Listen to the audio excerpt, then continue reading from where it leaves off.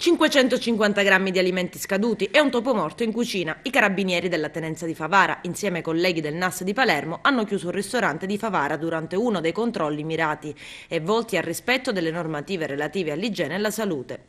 Troppe le violazioni che sono state riscontrate dai carabinieri dell'Arma durante i controlli all'interno della struttura. Oltre mezza tonnellata di alimenti scaduti, tra cui prodotti ittici e caseari, dei quali peraltro non si è riuscita a risalire la tracciabilità. E come se non bastasse, è stato trovato un topo morto nella cucina. Nel dettaglio, gli accertamenti svolti dai carabinieri del NAS hanno consentito di sequestrare circa 550 kg tra carne, vino, olio, prodotti ittici e caseari, tutti scaduti in cattivo stato di conservazione, oppure dalla provenienza incerta.